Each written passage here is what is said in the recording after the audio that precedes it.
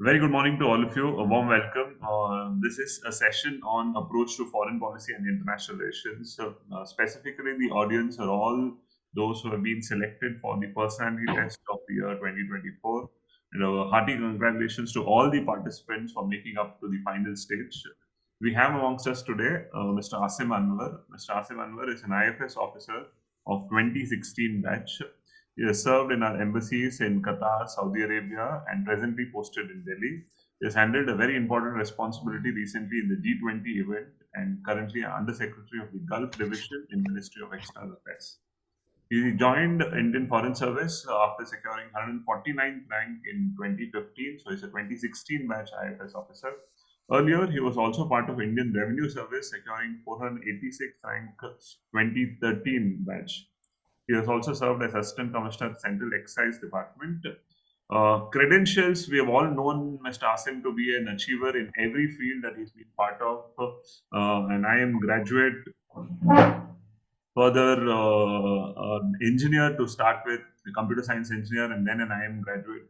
During his foundation course in Labasta, he was awarded the Director's Gold Medal for the first order merit on that's the best outgoing service that one gets during his training. He was awarded the External Affairs Minister's Gold Medal for performance in the IFS training by late Srimati Sushma Swaraj. And personally, I have always had very high regard. I've seen him as a good friend who has helped each other with respect to interview. Always score 200 plus. That's an envying idea with respect to interview. It's always heartening to listen to you. It's always heartening to read about you whenever good news comes about. Thank you so much for joining us. India for IS is always proud to have associations with Mr. Asim, and he has been continuously supporting aspirants who have been going ahead through this process. Welcome you once again, Mr. Asim, and hope you have a good time over the next 45 minutes. And to all those participants, this is going to be a very enriching session that can be said straight away. All the very best to all of you. Over to you, Mr. Asim. Thanks a lot, Prashant, and I would like to thank everyone at India for IAS, for all the support that they have been extending.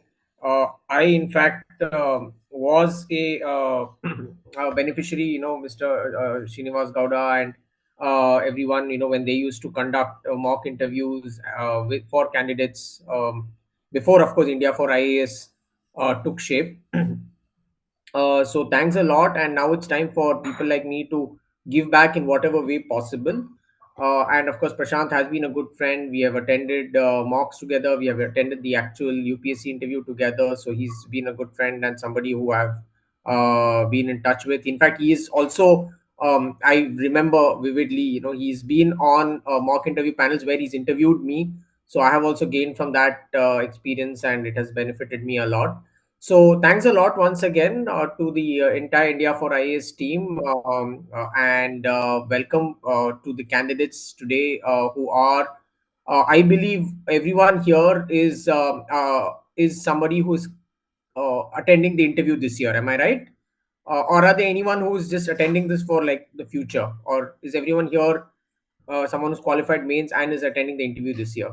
Almost all of them are attending the interview. Sure. Thanks a lot. Thanks. So yeah. So congratulations to everyone who's cleared the important step of mains. Now I always have before I get into the real the core crux of what I would like to talk about, which is how to approach foreign policy and international relations. Um, I would like to first start by saying that you are all now at the cusp of joining the service, whichever service you opt for, or whichever service you're selected for. So you are now at a cut above a general mains aspirant or a prelims aspirant. So that comes with two things. One is you're already going to be assessed as a potential officer. So you are no more a an aspirant. You're no more a faceless aspirant to the UPSC. So now you are very much you bring your personality to the fore. Your knowledge has been tested. That does not mean that, of course, the interview is not a test of knowledge. While a lot of people say that it's not a test of knowledge, I have a slightly mixed view on that, which I will come to when we discuss the issues. But basically, you are now going to face the panel as an individual, all the general subjectivity that comes in, the personal biases, your opinions, ideologies, all that comes to the fore now. And how you temper that, how you sort of channel that towards a better performance is something which is important in general, but more so in when you're talking about topics related to IR and foreign policy, so that becomes more important. So again, I would like to start by congratulating you all. Literally, the success now is 50% or so. So I would like to see all of you make it. At the very least, I mean, half of you will definitely, more than half or more than half of you will get selected. So you're already winners in many way. So talking to a group of people who are all selected for the interview is a great pleasure. So and with that, I would like to start off. Right. And Prashant, request you, if there's any technical glitch or something not working out, just point it out to me so that I can take corrective action. Yeah. Okay. So Yeah. thanks. So what are we going to talk about today? The topic of foreign policy and international relations is something which everyone likes to talk about. It's popular. Even the common man, who has access to some media, will get exposure to foreign policy and international relations issues, right? They may not know depth of economy, people may not have exposure on deep constitutional matters, but everybody reads, what's happening with the global powers, what's happening on, with related to wars in the region. If there's any crisis that is affecting our our citizens abroad, it's something they read about. They obviously evaluate the government's action on those matters. So all this is quite important, and they are tested. uh, the people like to think that they are experts. So the UPSC will also assume that as candidates, you will be able to answer questions on these matters and bring out your own knowledge as well as your personality. So first, why am I talking about an approach to foreign policy? Now, when you talk about how the foreign policy and international issues are tested in the mains versus the interview, there are some differences which all of you need to know. Now, in the mains, and I just went through the paper, GS2 paper, there are typically about 4 or 5 questions that come in your GS2 paper every year on foreign policy. One or two would be about, summarizing your assessment of a particular multilateral organization, or it could be assessment of a bilateral relationship.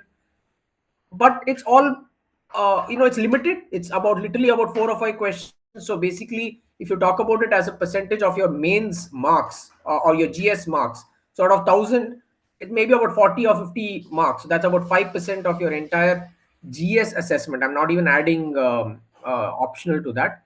About 4 to 5% is something related to what we broadly like to call foreign policy and international relations. However, in the interview, things change a little bit, because I've already told you, everyone likes to read about international issues. These are very debatable issues, where the panel would like to test you on matters where everybody's been reading it in the newspapers. Sometimes it makes headlines. So, and the panel itself is aware of these matters. See, sometimes you'll have to see that the panel will ask you things which they are themselves comfortable in testing you. Okay, now this is something which a lot of people forget in the interview. The interview, yes, there are very senior people, there are ex senior bureaucrats, there are senior retired officers and professors, academicians. But at the end of the day, they would like to engage on topics which are easy to engage on, where they can see your communication skills and your personality. So foreign policy matters and IR matters tend to be less fact based. It's supported by facts, but there's a lot of opportunity to give your opinions on that, to opine on matters, right? So there's a lot of possibility of asking why questions. Why certain things are moving in a certain way, why India's relations with a certain country are like the way they are and not like something else.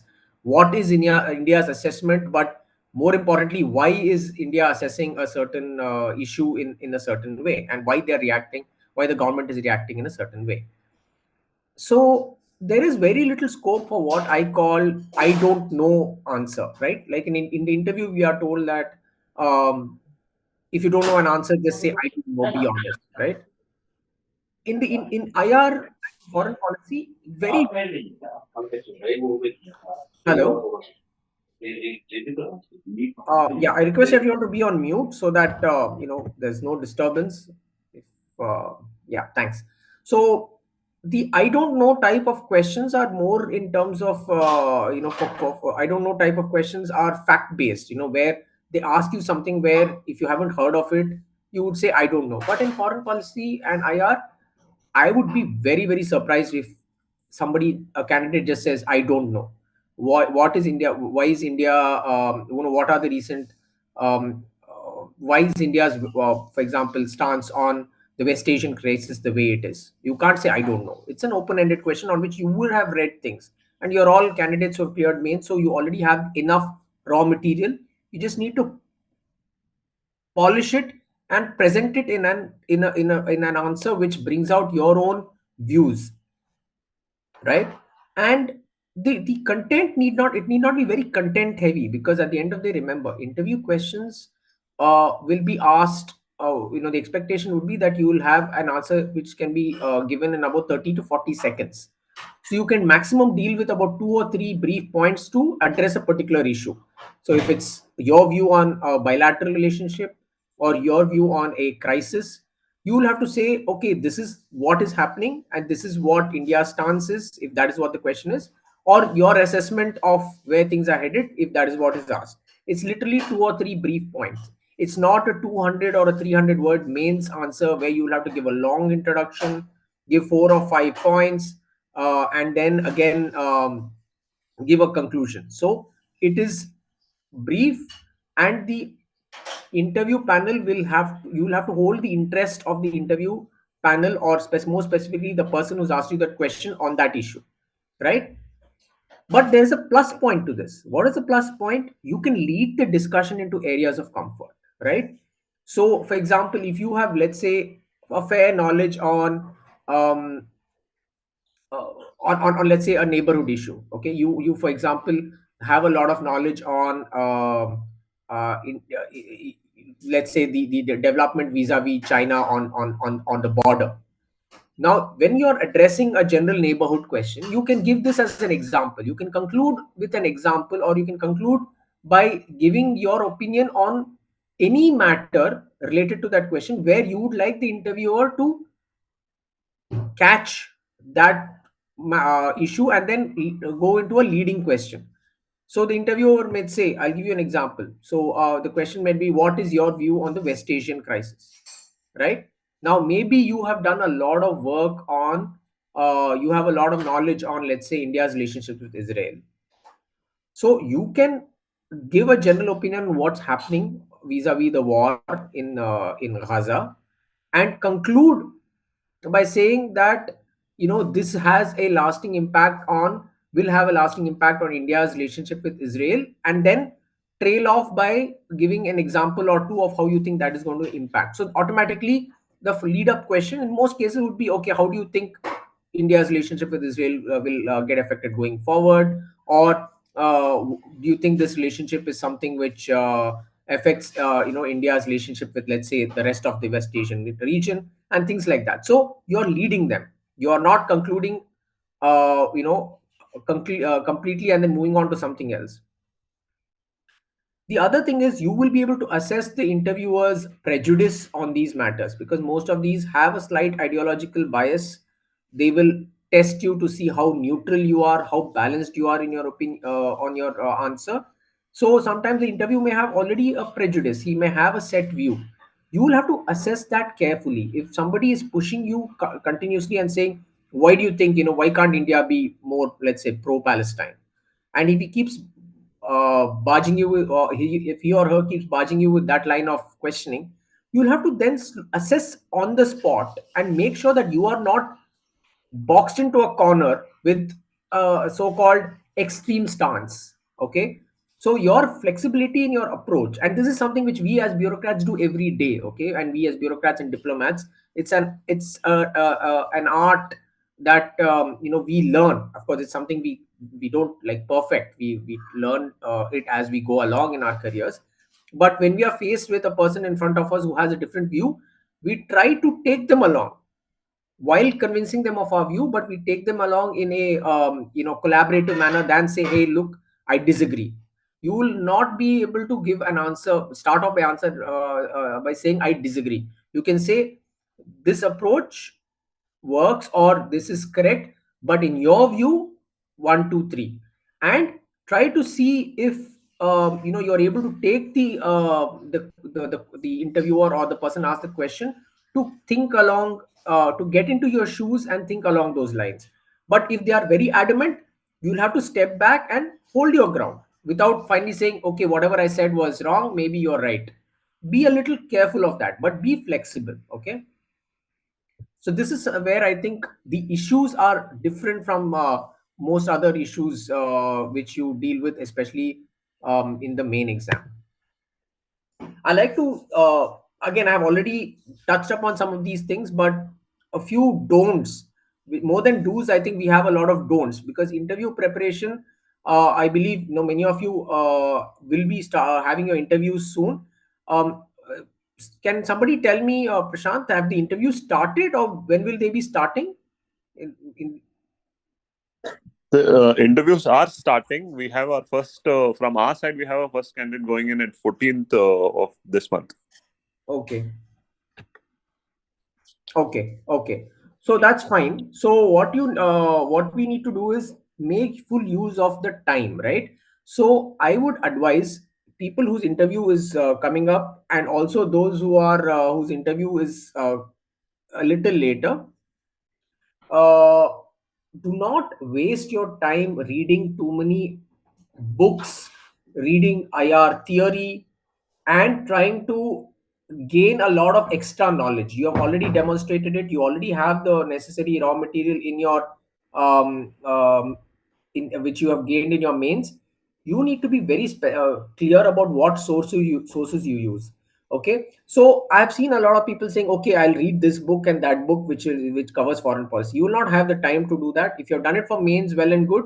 Otherwise, do not read through any theory or books at this stage. um, I have an exception here. Books written by our External Affairs Minister, Dr. Jaishankar. He has written one book few years ago, and there's another one coming up. I think this month. It's just been released. These are two books good to read if you have enough time. Otherwise, I would not force it. There will be a lot of summaries. There would be a lot of book reviews that will be coming in the newspaper and or digital media. Read those to get the views that you want. Don't have to read books from cover to cover at this stage on IR. I've already covered ideological biases. Please be neutral. Please be flexible. As diplomats and bureaucrats, your ideological flexibility is what will carry forward through your entire 30 years of your career. Okay, you'll be working for several governments, several leadership. You'll be faced with different leadership styles, and you can't hold on to one ideological view and think that you will deliver as a successful diplomat or bureaucrat with that view. So you'll have to demonstrate flexibility. A related point, don't need to again go back and crunch a lot of historical facts. You have probably read that for your GS1 with your history, both international as well as Indian history. You already have that. Some special focus may be given to those ideas or those events which have shaped India's foreign policy. Okay, from independence, then what happened? Why were the various wars fought? Okay, and what are the major inflection points in India's foreign policy, which I'll come to in the next slide. And what is the impact foreign policy has had due to leadership changes and legacies which different prime ministers and leaders and external affairs ministers have left or have brought in. So these are just some points. Again, no need of going into major fact crunching if you don't already have it, unless you are a history or a PSIR optional candidate. Be very brief and don't need to get into detailed fact crunching on historical matters. Some do's: please read up on foreign policy priorities reflected by the Prime Minister and the External Affairs Minister over the last 6 to 12 months. Okay, and this will easily be available through speeches they have made in major events, UN related speeches, speeches to even made to the Indian Parliament, which you will get on online. And of course, the External Affairs Minister speaks prodigiously with to think tanks, and I'll give you a couple of links towards the end of the presentation on speeches which I think summarize a lot of India's views on recent events very well. So please watch out for speeches and remarks made by um, generally the government, but more specifically Honorable Prime Minister and External Affairs Minister. External Affairs Minister, as you all know, he's of course he's a great role model to us foreign service officers, but for to everyone, I think we have a minister who is very a great communicator and who very precisely communicates India's stance and views on literally every event that is happening around the world. So please read up if there is any recent speech he's given, or if there's something closer to the interview. uh, Please go through that and use that as your starting point to discuss any foreign policy issue. You may have a slightly differing view, you may have a suggestion on how India can do things differently. Those can be add-ons, but your base case on how certain things need to be handled should be the way the current government is handling it. Why this is important is because, obviously foreign policy is well thought out. There's an entire machinery, there's an entire ministry consisting of 1,000 IFS officers and a lot more of other subordinate officers who work on these matters. So there's a lot of thinking that goes behind matters like this. So it would be a little presumptuous to think that, with 1 year of UPSC prep or 2 years of UPSC prep, you think something is wrong. You can only add and supplement it with your views. So this comes back to the good old adage: do not question government policy. You can supplement your the current stance with your own ideas. You can even slightly differ, saying that but you need to couch it in language which says that perhaps the establishment or the government can also consider this perspective. But please do not be dismissive of anything that the government has done on foreign policy matters. um, you will be reading definitely. Again, see, I'm talking about approach, right? I'm not giving you facts.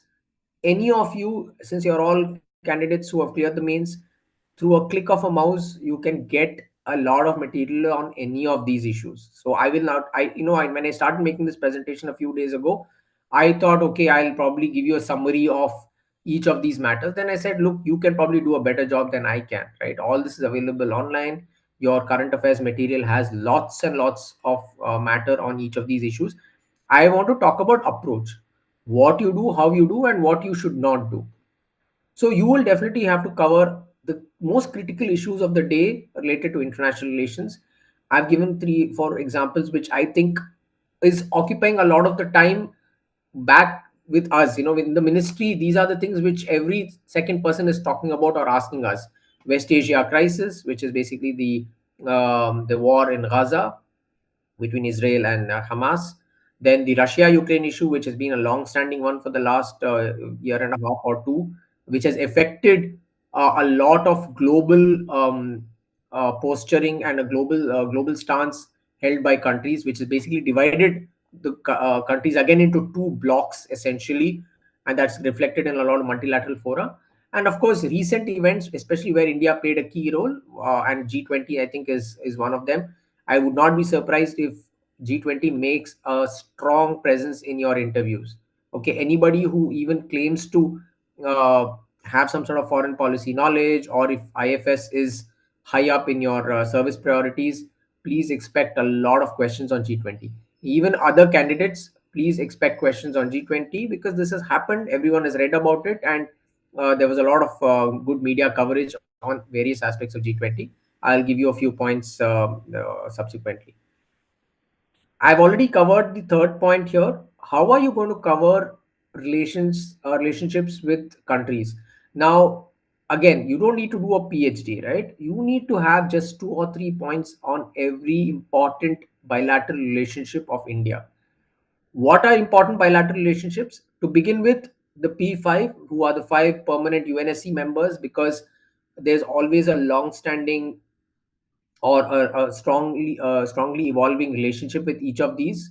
So US, China, Russia, France, UK have a brief about the how historically the relationship has developed, and where the relationship is headed going forward. Again, two or three brief points is what you should have readily. Okay, unless the panel goes into more specifics, then you can bring in specifics. And the same applies to neighborhood. Okay, all our neighbors are very, very significant to our foreign policy. So you need to again have the same approach. uh, Two or three brief points on historical evolution, where things are and where things are going forward. Okay, this is a general pattern. Prepare it.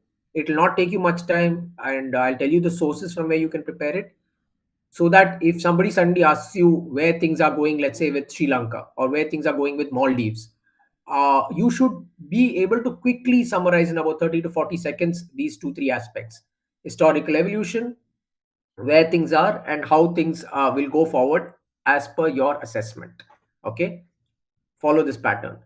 The same applies to major multilateral fora. I already touched upon G20. There are other ones. India's long-standing issues in UN. Then you have other multilateral fora that are always in the news, like Quad, BRICS. Now BRICS has got expanded. So what are its implications?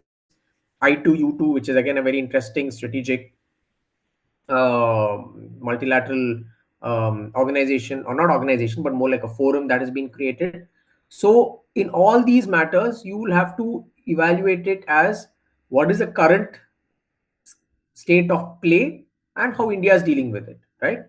So the prognosis is very important. Where are we headed on each of these matters? Do not stop with the facts alone. Where are we headed? This is where you can, if you heard or seen or read about where the government intends to take it through these remarks and speeches, have that in place. But please, this is where you supplement it with your own views. Okay, a very important source of preparation is to watch where what are the important VVIP events, movements that have happened, especially about, let's say, on the day of the interview, let's say, or just before your interview, if you have had some dignitary visiting India, or the Indian Prime Minister or External Affairs Minister going to a country, that will be very topical. It will be something in the news. Please watch out for it and have the latest information with you. Or in general, any event or any visit that has happened over the last few months, 4, 5, 6 months, all that is readily available on the MEA website. Go through it and be ready with it. Of course, you will be reading the newspapers, you will be reading other current affairs material, so this will be covered. But watch out more specifically for very recent events, because the panel would have read it in the news and they'll expect you to also be aware of it. Now I'll get into a bit of, this is the only theory I'll have in my entire presentation. Okay, a lot of people like to start off by saying why foreign policy matters, or what are the major foreign policy objectives. This is something that can come to you directly as a question, or it could be asked in different forms. But broadly, you need to know one very, very important thing. At the end of the day, any foreign policy, its core objective is the national interest. What is national interest? It is and I've put a couple of bullet points in the middle. You have the protection and security, the territorial integrity, and the well-being of citizens, and national assets. National assets are both physical as well as your technology, your commercial know-how, and and your defense assets, etc. So all these come under your national assets. So protection and security to these, and of course the people are at the top of the list. Your citizens, your national, are at the top of your list. So both your territorial integrity and the well-being of your citizens is at the core of your national interest. So no foreign policy matters if it does not impact these two issues. So a lot of people keep telling things, okay, India should do this, India should do that. Step back and see how it affects these things, right? if there is a decision that does not in the end impact our citizen and make the citizen's life better, it's perhaps not important, or perhaps not, or maybe it's tactical. It's not a long term strategic objective, it's tactical. Maybe we'll do something just to use that as a bargaining chip for something else in the long term vis-a-vis any country. But at the end of the day, your citizens should benefit. So that way, foreign policy is nothing alien. It is the same thing which any officer or bureaucrat or any government servant works towards. An IAS officer may do it sitting in the district or in the secretariat. A foreign service officer may be sitting, doing it sitting abroad. At the end of the day, you need to make sure that your citizen on the ground, the last mile connectivity, the guy in the villages, he is able to benefit from your decision. In foreign policy, it's a bit more abstract. It's a bit more long term. It's not as easy as, let's say, um, a district collector building a toilet or ensuring food supply during a famine. Right? This is a bit more long drawn. It's a bit more um, abstract, but you will have to draw that connectivity to see how a certain foreign policy decision impacts your nationals.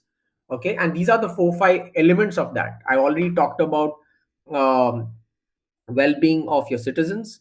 Now there's the economic aspect, because when you are dealing with foreign policy, the economic interdependencies with various countries have increased. There is both trade through imports and exports. No country can survive in an environment of autarky where they don't trade with people. That's a failed economic model generally. So you will have India both exporting and importing, and one of our own objectives, and as an IFS officer, when I'm posted abroad, in my performance appraisal, right, there's actually a term even at the junior level: what has this officer contributed towards the 3 T's: trade, tourism, and technology. Okay, and trade is, even if I'm not dealing with trade generally, have I done anything to improve trade with that country? It's actually there in my performance appraisal. Okay, that's how important trade is. Flow of capital, again, India is a country that needs capital from abroad. So there are capital.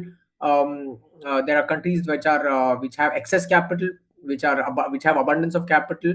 So you would want to attract investments from these countries to build your capital assets and your technology, right? So so you need to develop your bilateral relationship with those countries in a way where you can benefit from their incoming investments. Um, the other aspect is, of course, the balanced relationship with all major powers. Now these are all interlinked. You'll see some of them are outcomes which follow from the principle. Now, balanced relationship with all major powers. Now we have always called it, historically it has been called non-alignment. Now the word being used is strategic autonomy.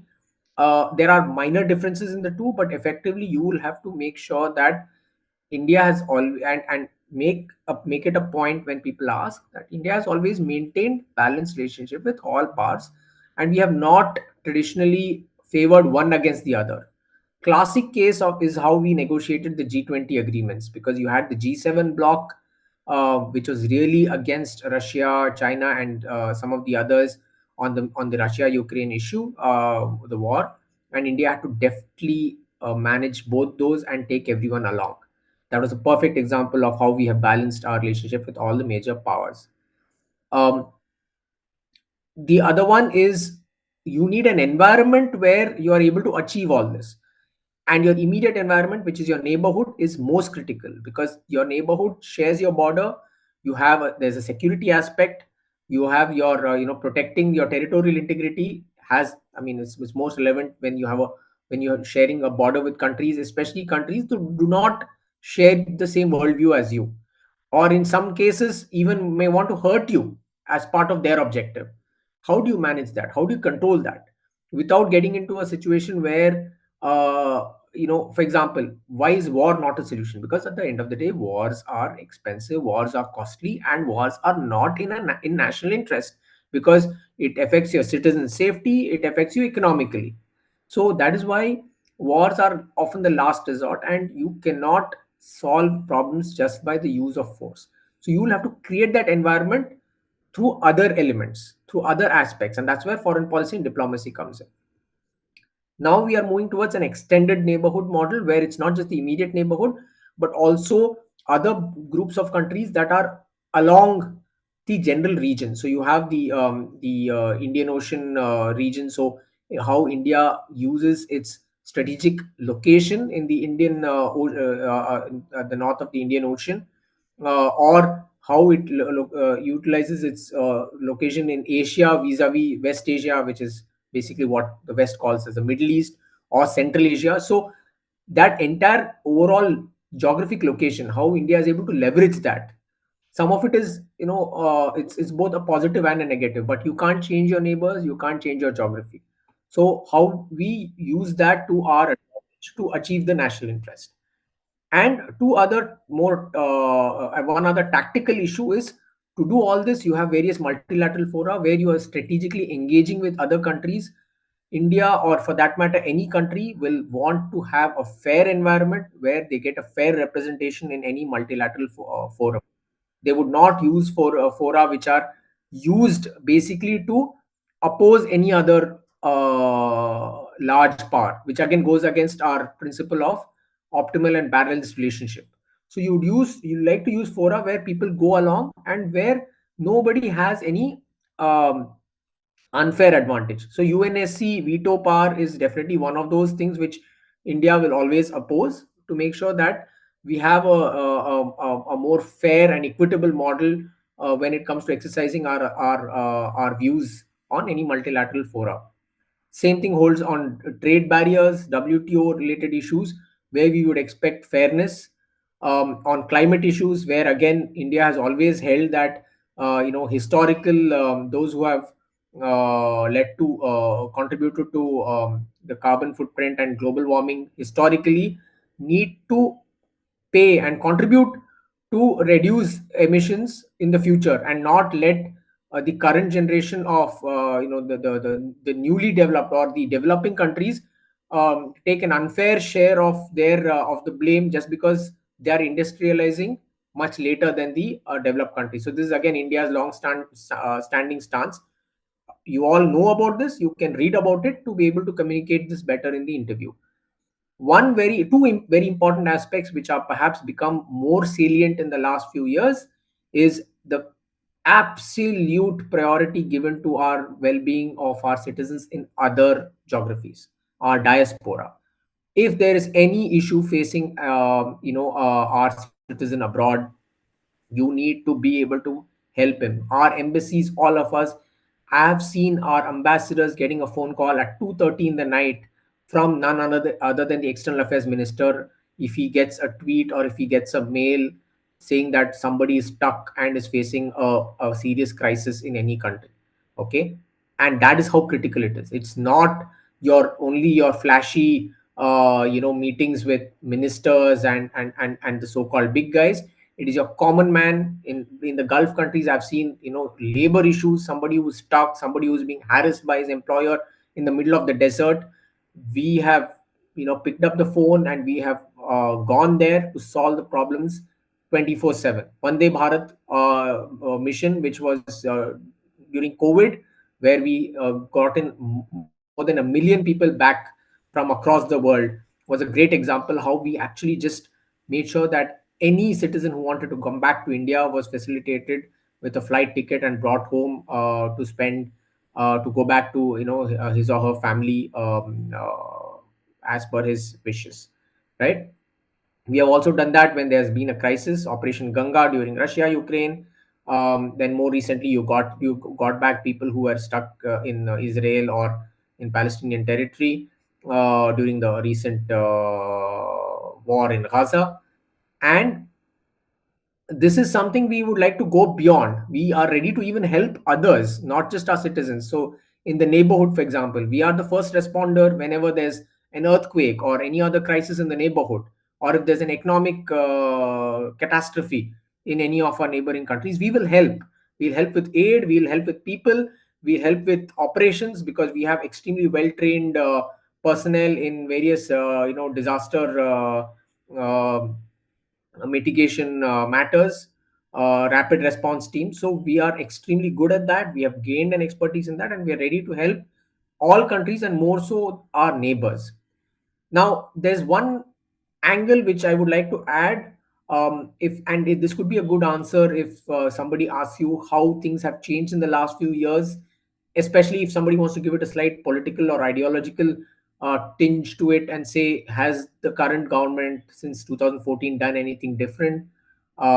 So, one aspect that has come up in recent discussions, and you'll see it in a lot of speeches of Honorable PM and External Affairs Minister, is the strengthening civilizational identity, right? So you would want to bring out India's civilizational identity. It can be done in different ways. It can be done through uh, soft power aspects like promotion of yoga and things, but that's not the only thing.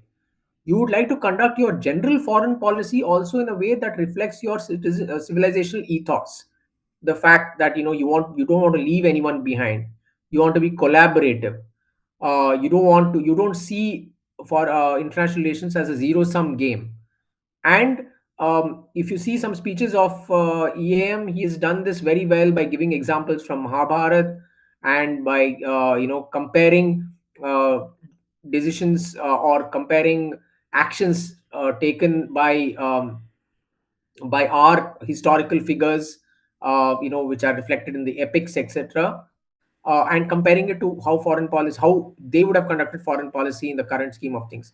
And all that contributes to a civilization identity. We have a certain identity over the last, let's say, 5,000, 6,000 years, and we would like that continuity because we are one of those few countries which have a long-standing civilization that has continued without any major breaks.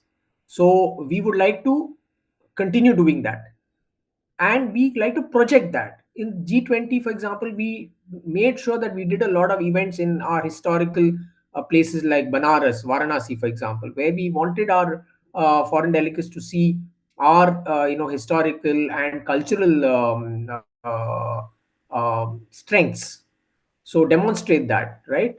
So that is something that has come up, and that has also had some impact on how we like to protect our interest, cultural interests of our citizens abroad.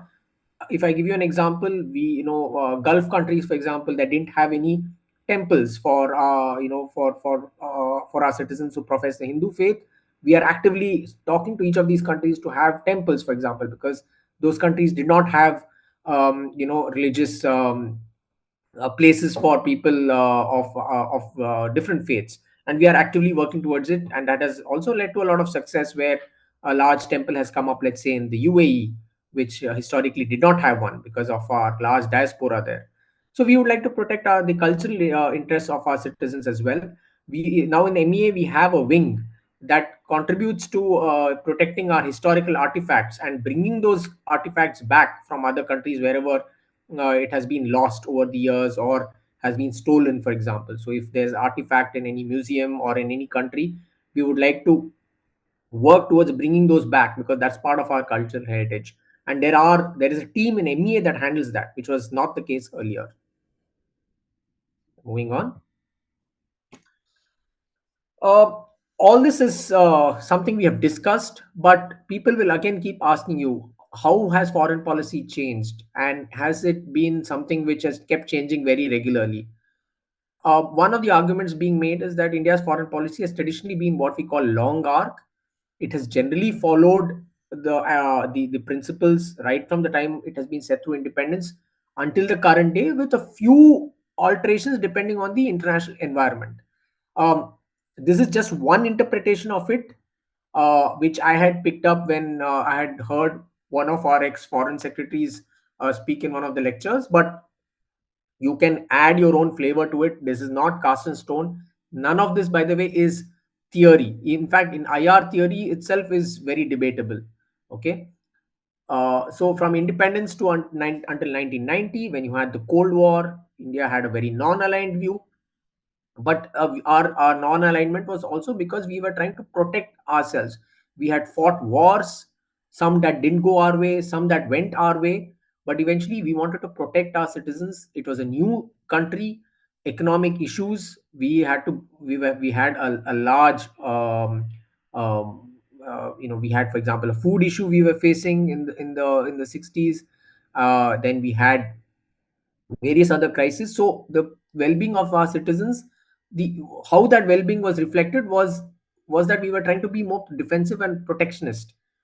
1990 to 2008, which of course internally it was demonstrated by the economic reforms, but externally through the fall of the Soviet Union and development of a unipolar world, we sort of came on our own, started a path of high economic growth, which has kept adding on, consolidating with small gaps here and there due to various global economic factors. But we have consolidated. So we have brought people out of poverty, a large number of people out of poverty.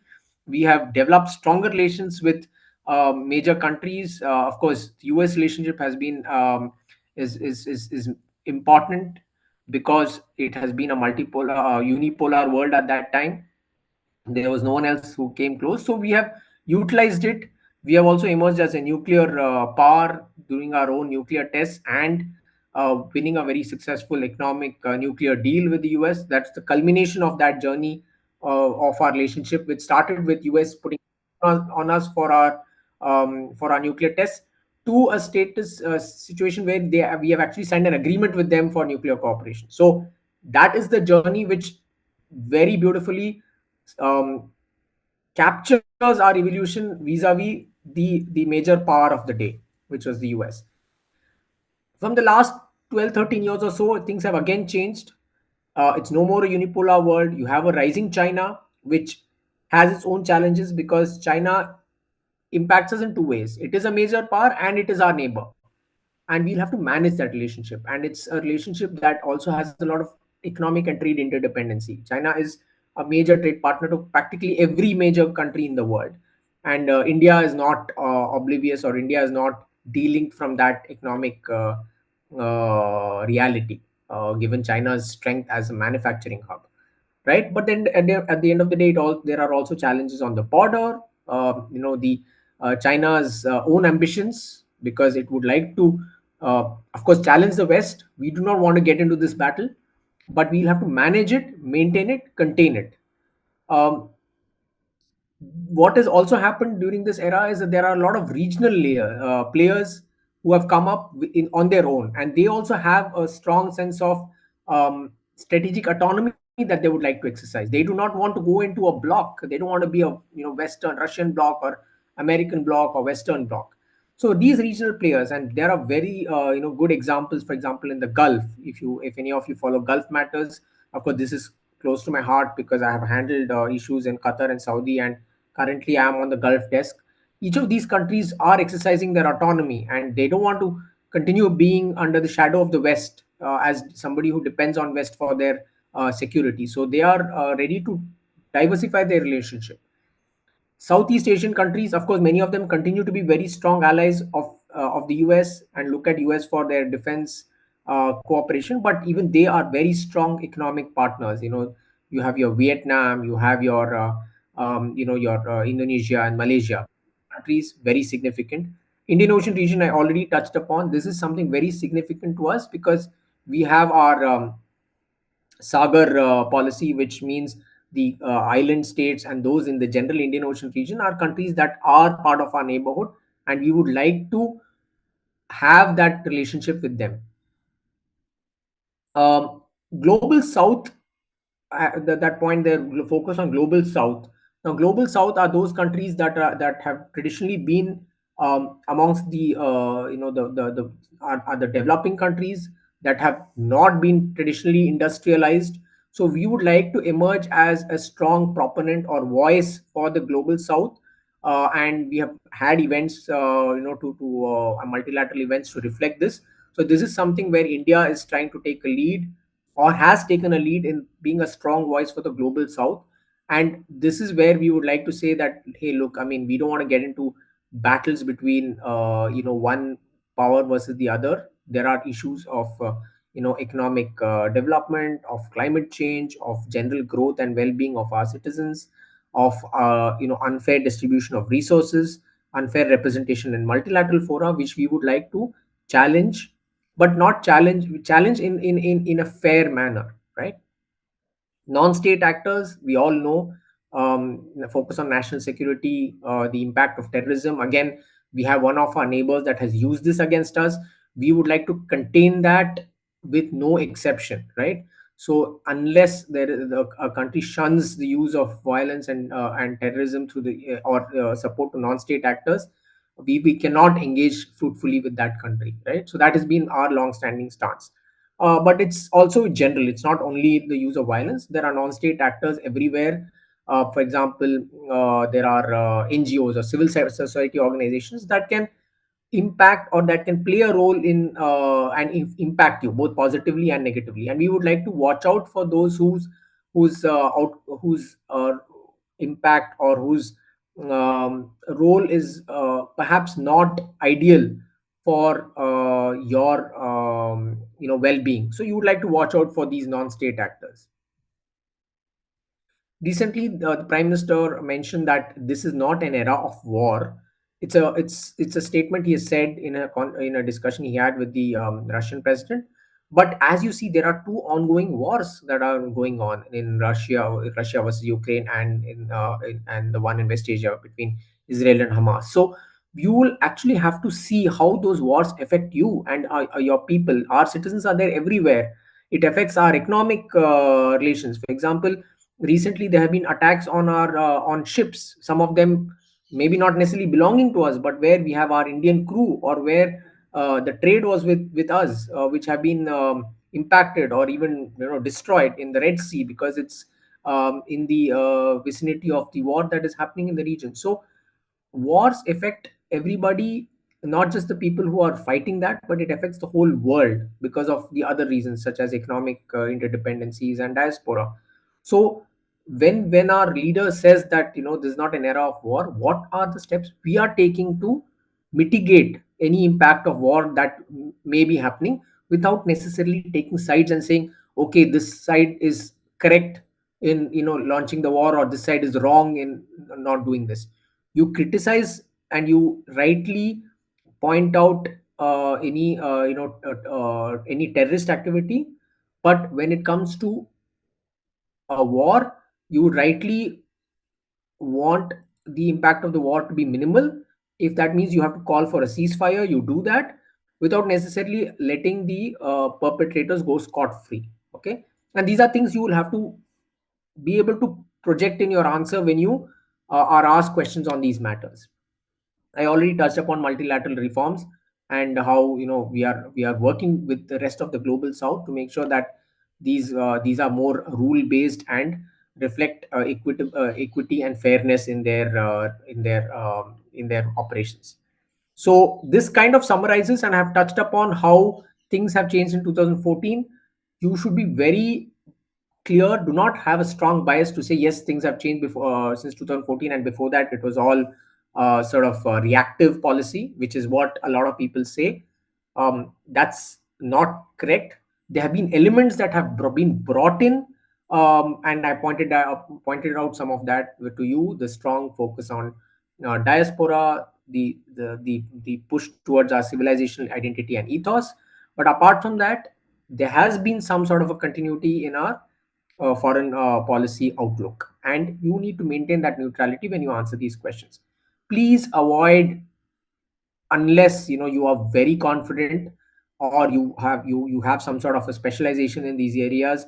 Do not get into ideological battles of liberalism, left wing, right wing, realism versus liberalism, unless you are a PSIR student who has studied this theory.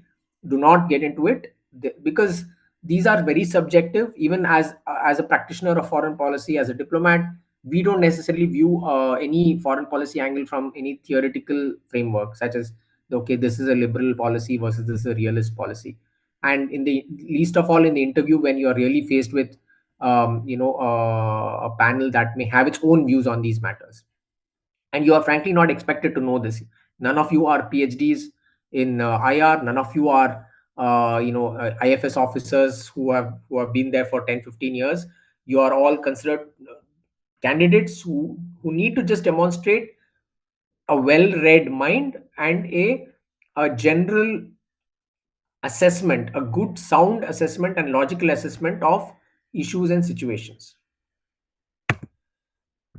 Okay, just a couple of slides left. Quick summary. How could you quantify these objectives? I already touched upon economic success. One point that has consistently come up is how India needs to become the third largest economy in the next, let's say, approximately uh, 4 to 5 years. The long-term policy, which this government has projected of late, is to become a developed country by within the first 100 years of our independence. So Viksit Bharat. So feel free to use these terms because these are terms that have been given a lot of salience. So we need to be a developed country. We need to be Viksit by 2047. That's a strong objective that we would like to work towards. Our neighborhood first, we always talk about our neighborhood first policy. What does it mean? You maintain non-reciprocal relationships with your smaller neighbors, especially. You don't necessarily try to follow do a quid pro quo, or you don't necessarily expect them to give you something in return. Where you can help, you will help without expecting anything in return. That's called a non-reciprocal relationship. I already gave you the example of being a first responder, let's say in an earthquake in Nepal. China, I've already handled that, mentioned to you both its impact as a neighbor and as a emerging power, and the protection of your territorial integrity and safety, imposing a high cost on terrorism, and managing border issues, because that directly deals with a national security aspect of your territorial integrity. I've already covered optimal and balanced relationships. We follow strategic autonomy. We are active in various multilateral fora, G20, BRICS, Quad. BRICS, for example, there's been an expansion. So how do you take that forward? Because now there are a lot more countries, and there could be a potential for some of the countries to make it an anti-West platform. India should and would want to resist that and try to use it for its economic benefit and the economic benefit of the global South, as we say, and not necessarily use it for bashing of G7 or any of the other Western countries, just because some other countries there have some vested interests. I've already talked about our citizenship oriented policy, where diaspora and the well being of our citizens anywhere in the world is of paramount importance. The civilizational power aspect. So Amrit Kal is the phase we have entered now between the 75th, 76th, and the 100th year after our independence. We would we would work towards modernity, but keeping our ancient roots intact. These are terms which our leader, our PM, and our external affairs minister have continuously used. We would like to emerge as a Vishwamitra. Okay, so please, Vishwamitra. A lot of people say Vishwaguru, but Vishwamitra is the term that is used in MEA circles because we are a friend to the world. Okay, we don't want to necessarily emerge as a hegemon. How have we done that? We have, given vaccines to people when there was a vaccine apartheid, where countries said we will not share vaccines during the pandemic. Even though we had a large population that was not having vaccine access, we went ahead and gave vaccines to a lot of countries, including some developed countries that did not have the technology. Right? So we did vaccine Maitri. We have encouraged the use of millets, which is a healthy alternative to the way or to food options. So that's projecting sustainable development. We also have a few cultural elements we would like to project, and we would like to share the benefits of those with the rest of the world. Again, this is not to say, that's why I'm not using the word soft power here. I'm saying cultural elements. Soft power means you're using that as a weapon or as a way to make people bend to your will. Okay, that the word power has a negative connotation, not strictly so, but it can be interpreted. So these are things we would like to share with the rest of the world as shared goods. So yoga, Ayurveda, because the benefits have been seen over the several centuries, and we would like to share that with the rest of the world. um how much time do I have? Okay, so almost coming toward an hour. um this is something which I have worked on personally, so I thought I should share some of these important events with you so that you can do further research and read up on these. These are all very recent. So, Voice of the Global South. This is something which India is propagating or proposing in a lot of international fora. Please read up. We had this. This was held quite recently. The G20 presidency, everyone knows this. This has become common knowledge. We had one Earth, one family, one future as our vision, Vasudhaiva Kutumbakam. G20 had two major successes, okay, and I'm sure you've read it, but still, we had our organizational success. We successfully pulled off one of the major, largest multilateral events which we have historically done. We did events in 60 different cities, some of them to project our heritage and our history. We did meetings in Varanasi and Hampi. And since I'm assuming most of you are in Bangalore, it is a matter of great pride that we were able to do a very high-profile event in a place like Hampi, where the infrastructure was perhaps not supportive of such a large event, but we did one nonetheless, and I'm happy to share that I was part of that, and it really helped show India's cultural and historical wealth to very senior global delegates. The priorities of G20, I'm not going into these are easy for you to read. They're available freely anywhere. We focus on sustainable development. Then we had something called life, green development, digital public infrastructure, the success of focusing on women led development, shared climate action. So these are some of the things we did in G20. Please read the New Delhi Declaration, which will have paragraphs on each of these. More importantly, the New Delhi Declaration of G20 was a success because we were able to get everyone along. We were able to take the G7, led by US, of course, and Russia and China along and agree on a consensus. That shows India's increasingly important role in multilateral fora and how we're able to take people along, and our Vishwamitra identity comes to the fore in these things.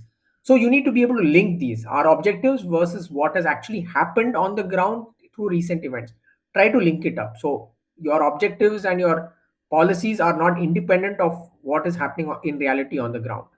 Another very important success of G20, which is something you will have to cover if asked, or if the opportunity comes, is the induction of African Union into G20 as a member. We again, as a representative of the voice of the global South, we think Africa was missing in action in major multilateral fora, and it was important to give such a big continent with such a large population an active global voice in the global scheme of things. So we, in our presidency, got African Union as one of the members in the G20. BRICS expansion, I already told you, we have 5 new countries who have joined BRICS as of January 1st this year. UAE, South Africa, Iran, Ethiopia, and Egypt. Argentina was supposed to join, it didn't because they had a change of government that has decided to stay away from what it perceives as an anti-Western platform. But these 5 have joined, and it's important. They are all countries with whom we have good relations, so it's important to take them along, not let it be misused as an anti-West platform. Some other developments that happened along with G20 was this development of this Global Biofuels Alliance and the India Middle East Europe Economic Corridor, which is historic. In the words of the Prime Minister, it will connect India going up to Europe via the West Asian countries, Saudi Arabia, Israel, etc., and connect them through a multimodal means of transport, both road, rail, as well as by sea. It's obviously going to be affected by the current political crisis, the war that's happening in that part of the world. But still, in the long term, it's a very important development. And again, I'm quoting the PM. I've heard him say this. This is going to emerge as the Silk Route equivalent of this century. Okay, and he says it'll have it'll be something for the history books to be read after 200 years. So it'll be the new Silk Route. Okay, finally, this is hopefully this is my mostly my last content slide. Where would you go to prepare over the next few days or weeks whenever your interview is coming up? please have a look at this. Of course, I'm sure you already have your current affairs material. You're all reading your newspapers. Please do go through these in any case. G20, I already covered most of the points, but please go through the New Delhi Declaration, because that's something very, very current and very, very significant from India's overall um, multilateral impact. There's a synopsis which I'll just show you. It's on the website. I'll open those links and show you now. Or if anyone has any Q&A on this, we can cover. I've already told you the very important and great source of our foreign policy views are speeches of PM, and especially External Affairs Minister, because he's so erudite and speaks on these matters very, very eloquently in various fora. Again, these are all in the MEA website. If you see, go to MEA website, you will see speeches of External Affairs Minister. Click that, read the most recent ones. Some of them will be in think tanks like India International Center, etc. Some of them could be in the UN. The last speech he gave in the UNGA, extremely great sources of our foreign policy outlook. Please follow the MEA website religiously. It has a lot of great info. It has summaries of our bilateral relationship with every country. I don't know whether you have seen it. This is something which we as IFS officers prepare when we handle a particular country. We keep updating it. Sometimes it's not very updated. It gets updated every month or so for each country, but please go through it. If you want a quick summary of where things are with any country, go through the bilateral briefs that are available on the MEA website, but also go through it from a point of view of which are the visits that have happened or will happen, and what is our statement on any um, uh, issue of the day. So we would have had a press release on, let's say, the war in Gaza, the Russia Ukraine issue, or any other impact, any bilateral issue that affects us. For example, when we had a problem with Canada recently, we had a statement. Please follow that. That is your starting point. That is your official statement from which your the way you tackle any current matter needs to begin with. You have an official statement from MEA, use that as your basis, and then build on that with your own prognosis and your own opinion. If you get a chance, listen to our weekly press conferences given by MEA. I think it's generally on Wednesday. So you will see we have a new spokesperson. He'll take questions from the media. He'll also give you a general statement on what are the major developments. Follow that if you can. Listen to it whenever you can, especially the ones very close to your interview. Do that. So let's say if your interview is on a particular date, make sure you have read these press releases and heard these press conferences which are immediately preceding your interview. And if people still have a lot of interview and you don't mind reading a book, if you have not already read it as part of your mains prep, please read India Way by Dr. Jaishankar. And he's recently come out with another book, Why Bharat Matters. I haven't read that. It's a new book. It's just been launched, I think, a couple of days ago. But if you get a copy and if you want to use it as light reading in between the rest of your preparation, or if you are a PSIR student, or you have a deep interest in IR, if let's say IFS is high up in your priority, and if you have a good reading speed and you don't mind spending a day or two reading a book, feel free to pick this up as well. But do not overdo reading books at this stage. Um, Prashant, how are we doing? Are we good? I've done about an hour or so. I thought I'll just take about a minute to tell people about MEA in case there are people who are serious aspirants who have IFS as their first or even second option. So there could be questions on why IFS, what does IFS do, what does MEA do. I'm not going to give you answers there. It's something that you will have to figure out, but factually, I'm sure all of you know. If you have any questions on these aspects, let me know. I'll point you to some good sources, or I'll give you my own opinion, but only if you want to cover these points. I don't want to bore everyone with discussions on what is MEA and what it does and how IFS is and how it can be a better service. Those are things I will cover only if people have questions on this, right? And things like what is our training, what is our work like. So I'm happy to take these up only if there are questions on these aspects by those who have IFS as one of their top choices. So yeah, I'm happy to take questions now. But before I take questions, I'll just show you. Is this visible? So this is a synopsis of our G20 presidency. Yeah. So this is a summary of our G20 presidency. It's about like a short, relatively short summary of what we achieved in our G20. If you don't have time to read the whole declaration, or even if you have time to read the whole declaration, go through this.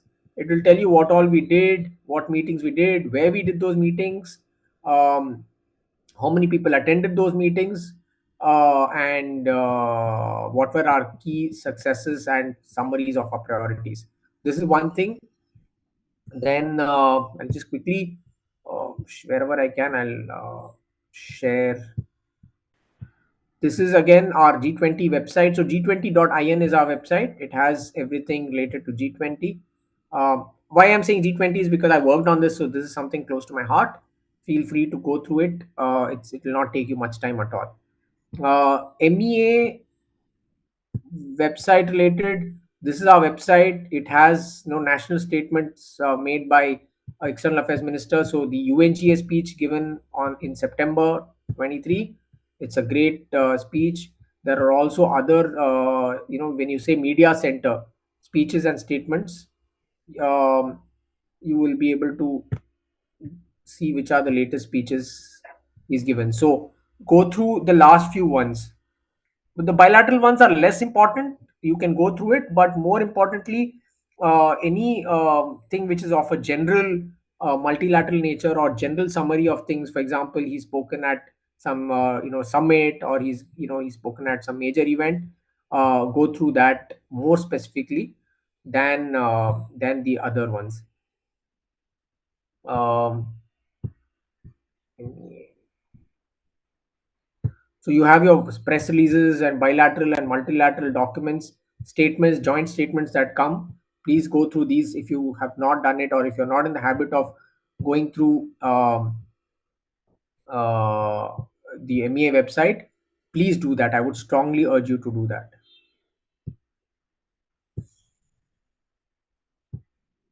Okay, so I'll stop here and I'll open for questions. If anybody has any question related to what I spoke, general issues, or of course, I'm also happy to answer questions on MEA, foreign service, and things like that in case somebody is interested. Prashant, anybody has questions, or you would like me to cover anything else? Uh, if any of the participants have any questions, they can unmute themselves and ask. Sorry, Asim, this is Sandeep here. Prashant just left for a Okay. workshop. Yeah, So yeah, sure. Okay, have okay, Sandeep. president for in his place. Okay, Sandeep. No worries, no worries. So, I'm happy to answer anything, or if anyone wants me to cover anything more specifically or in more detail, I'm happy to do that right now. If anyone has audio issues, you can even type it out. I think Yeah. that option is also Put there, your I question guess. on the chat. Yeah.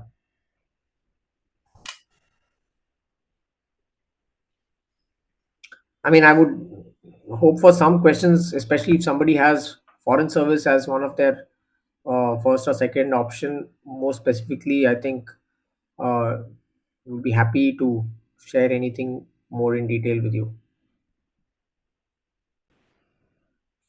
I don't think there are questions. Are there any, Sandeep? No. Okay. Okay, okay. Yeah. Any other issues? Okay. Yeah, Sorry. just a second. Navya. One of our participant, Navya, is asking, like, could you please brief on foreign service, sir? She has it as a third option. Okay. So what I'll do is I have a presentation on that. I didn't want to bore everyone with it, but give me 5 minutes. I'll just show you a small presentation on what we do as MEA, and I'll give you my own opinion on that as well, if that works. So now foreign service, I'll tell you. I've already told. Can you all see this presentation? Sandeep, can you see this presentation which I've just put on MEA? Yeah, it's visible, Asim. Yeah. Okay.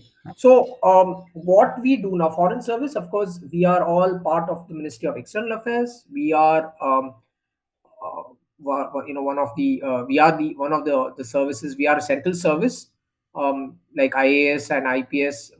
those are called All India services because they serve in various states.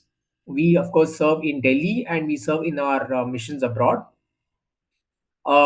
So MEA is manned by IFS officers and other staff.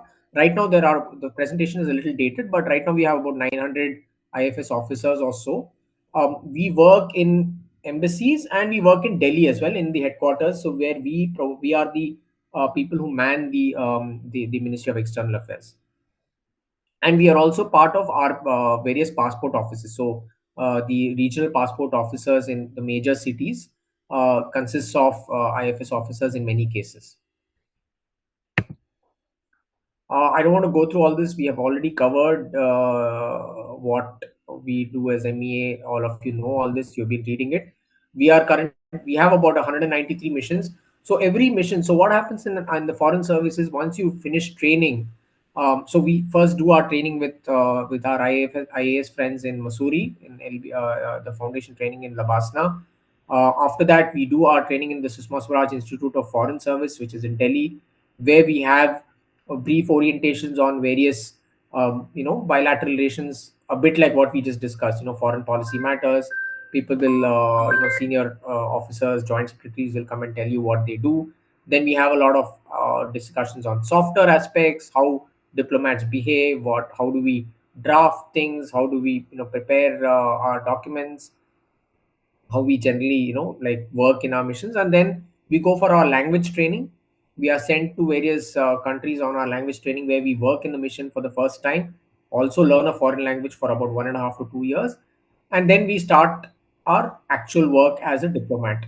So when we start our work as a diplomat, we are posted to any of the missions abroad, which can either be an embassy or a consulate. And of course, in the case of Commonwealth countries, we call them high commissions. Right now, there are 193 of them. Some of the big ones in our neighborhood and in the bigger countries, we could have as many as 7, 8 IFS officers in each of them. In some small countries, it could just be 1 or 2 IFS officer. There could be an ambassador supported by, let's say, one more officer and 2 or 3 staff. So it could be as small as that. In the biggest ones, for example, I was in Saudi Arabia. We had more than 100 people because we had to do a lot of community welfare related measures. So it could be of size varying from anywhere from 7 to 8 to up to 150 people. I don't want to go into this. We have covered. So these are things which you can all read about on various uh, things which are important vis-a-vis each country. I don't want to cover this in detail.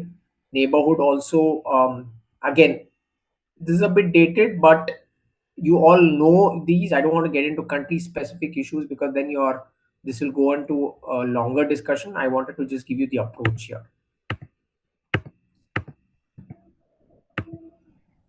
You know how to join the IFS. I don't want to do that. This is generally how we progress career wise. In the missions, we are, we are third secretaries during training. Then we become second secretary, first secretary, counselor, minister, and then we become ambassadors. In the headquarters, we start off as under secretaries, deputy secretary, director, JS, AS, and then we end as at the top level as secretary. The work is interesting because when you are abroad, you are in a foreign country, you are generally representing India. You regularly meet with foreign functionaries, senior people. You regularly meet even minister rank people because as a diplomat you have a certain status. Especially the ambassador regularly meets with ministers of that country, gives the viewpoint of our country, takes forward any matters of cooperation, discusses like any agreements or MOUs with that country. And we also prepare, if there's an opportunity for a high level visit of PM or of that country leader to India, we prepare for that visit. We would decide the priorities. We prepare the points to cover so that this meeting is as fruitful as possible. And of course, we handle all the logistics of it. For example, in G20, I handle logistics. I organize various meetings. Made the arrangement for these meetings, including the final summit, which was held in Delhi. So you handle that work is generally referred to as protocol work.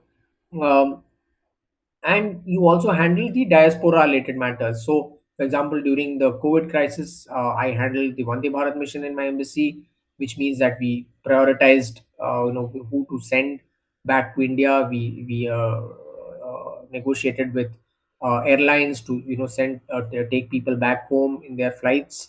So this kind of work happens regularly. Even every day, we get messages from Indians who are facing any distress. So we send it to the right people in that country who can solve those matters. And when I'm in Delhi, of course, the work is more regular government work, which is like a lot of drafting and noting. But we supplement the efforts and we support the efforts of our missions abroad by giving them material, by sharing information with them, and of course taking information from them and feeding it to our leaders, our minister and everyone, that this is what's happening vis-a-vis this country. So we maintain that flow of information from the mission to the headquarters. That's one of the major things we do. Of course, it's a strong representational role. So if you're in a place like UN, etc., you will be representing India in that forum. But even if you're in any country, wherever you are, you go out of your embassy, you are representing the country. So it could be in any event, it could be in any meeting. So you have a strong representational role when you're in those countries. And we do everything. We do economic relations, we promote trade, as I covered with you. We focus on promoting Indian culture. So in the embassies, we organize yoga classes, language classes in Hindi or regional languages. We celebrate Indian festivals because that's all part of our cultural heritage. And we make sure our people to people contact in every country we are in is strong, so that the country, the foreigners learn about India, and also India learns about those foreign countries, so that our people to people contacts get strengthened. And we make sure that consular facilities, such as facilitating visas, and for our own citizens, passport related matters are also things that we work on.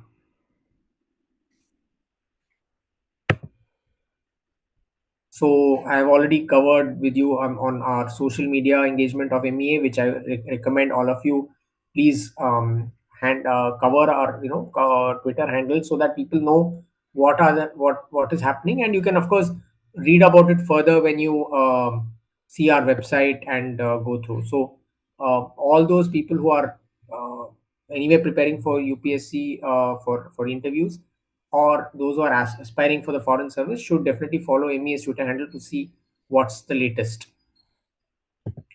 So this is a bit on. I thought we should cover a little bit about our own MEA's work. So any other questions? Any other? Thank you, sir. Yeah, thanks. Yes, Yeah, sir. thanks, Yeah, the Nandini. session was very. Actually, I wanted to understand another aspect. You have touched upon most of the aspects related to diaspora and all. If there is anything else that you wanted us to know to understand extent of public interaction an IFS officer will have, so that will help. Okay, good point. So a lot of people, when they, especially when you are weighing services, you say, okay, IFS officer has not much public interaction compared to, let's say, IAS or IPS. It's not the complete truth. I'll tell you why. Because yes, when you are in let's say when you are in Delhi, you are of course working on more of paperwork. You are coordinating, you are processing stuff. There typically might not be as much public interaction.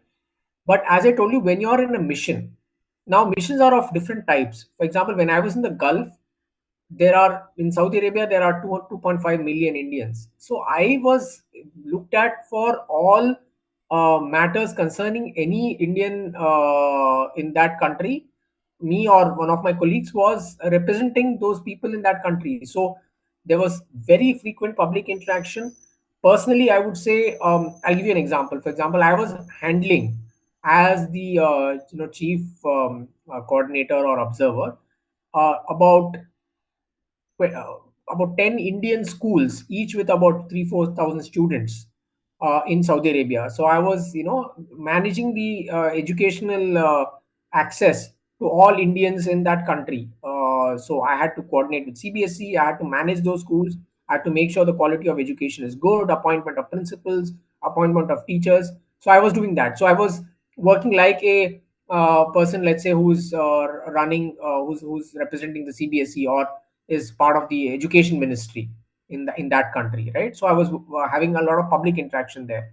I was having a public interaction with any diaspora related matters. Yes, if the country doesn't have a large diaspora, maybe you're not as often interacting with Indians, but you are interacting with foreign nationals. You're interacting on cultural matters. You're regularly meeting your foreign dignitaries. When you are in India, it depends on what role you are in, right? In some roles, there's more public interaction. In some roles, there's less interaction. If you're working, let's say, in the passport as a regional passport officer, then you are handling passports and facilitating the issue of passports to people of that entire state or that region. So it's again a very public facing role. So in MEA, your public facing role is different and in many ways more challenging, because you'll have to do it in many cases in an external environment where the rules and the cultural milieu is not necessarily favorable to you. So there is a lot of public interaction in different forms, maybe not as obvious as the way it is, let's say, for a district collector or an SP, but there is a fair amount of public forum, and it's more challenging in my view because you're doing it in a foreign country.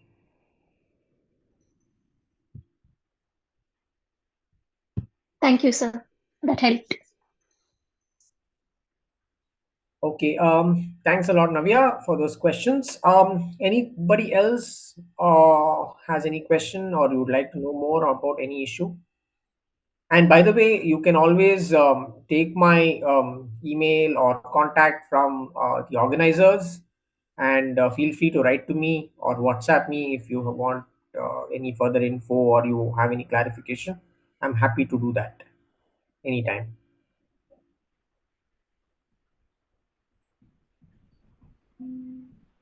So Sandeep, can we conclude, or is there anything else you'd like me to cover or say? No, Asim. Yeah. If there are no questions, like we can conclude. Thank you for your valuable time, Asim, and thanks Yes. for sharing the insights about the surveys and also what does an IFS officer does in his discharging his duties and responsibilities, and also covering various aspects of India's external affairs relations. Thank you. Thank you once again on behalf of all aspirants and from India for IAS. Thank you. Thanks a lot, Sandeep. Thanks everyone again for attending. I didn't, I know it's a very valuable time for you since you're all at the cusp of attending your interviews. So thanks for bearing with me. I tried to put whatever I could. I know I didn't want to cover the entire gamut of international relations. It's not possible to do it in an hour. So I gave you the approach and the sources. Please go through those. If you have any doubts, you want to reach out, please feel free to do that. And I'm sure, see, now there's a lot of barrage of information that will keep hitting you from various sources. Be very selective on what you go through, not just for foreign policy but generally for the interviews, right? Don't burden yourself with excess info and don't go gathering looking out for new info. Take what you have, build on it, and just go through those select pieces of information in various areas that you need to get a bit better perspective on, and focus on how you deliver that in the interview in that short 30-40 second intervals that you get when you're answering a question. So with that, I would like to conclude. Thank you very much again to all the candidates. All the very best for your interviews. I would hope to be in touch with you guys. Please keep me informed about your of course your interviews, your how they went, any foreign policy matter that was discussed, any doubts. I would like to I would be happy to be in touch. So thanks a lot. Thanks. Sure. Thank you, Asim. Thank you. Thank you. Bye.